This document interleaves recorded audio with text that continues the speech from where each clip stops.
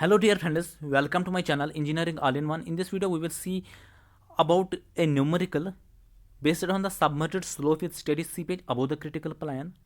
The topic is from the geotechnical engineering, an important subject of the branch civil engineering. This is my channel. Before proceeding forward, I request you subscribe the channel. So let us start.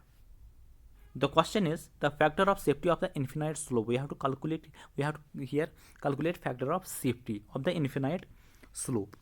In the figure, the properties of the slope are C is equal to 0, phi is equal to 35 degree. Phi represents the angle of internal friction, gamma saturated 20 kilonewton and gamma dry 16 kilonewtons per meter cube. So obviously water table is here, so the unit weight for this is 20 kilonewton per meter cube, and here for remaining 2 meters it is 16 kilonewton per meter cube. There is a formula to calculate the factor of safety for this question. See here, the factor of safety is calculated as 1 minus gamma W to that of gamma average into H to that of Z into tan phi to that of tan beta. What is tan beta? Tan beta is the angle of tan beta is the slope angle. Here is 30 degree. So let us see the full solution.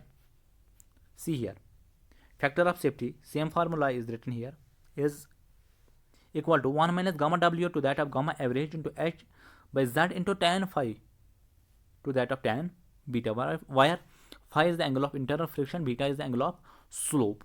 All values are being placed here. Tan phi, tan beta, H. What is H? Suppose, see here, H is up to here 8 meters and this is Z 10 meters. Hope you have got this. H is 8 meters here in the question and Z is 10 meters. Hope you have got this. Gamma W is the unit weight of the water, 10 kilometer per meter cube approximately. And now what is gamma average? See here, gamma average is calculated as, this is the angle of slope.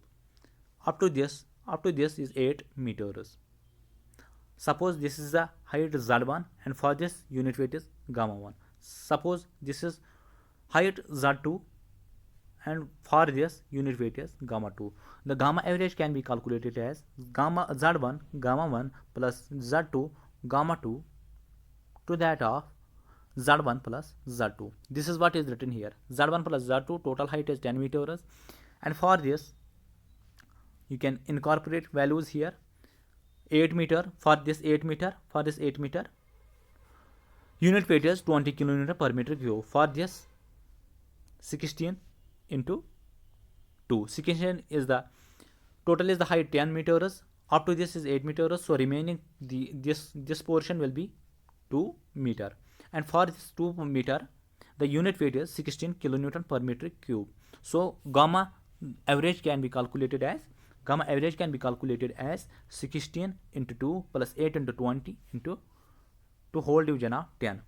This is 8, this is 2, this is 2, this is 8. For this 2 are 16 kilonewton per meter cube. For this 8 is 20 kilonewton per meter cube. So 16 multiplied by 2 plus 8 multiplied by 20 to the total height 10.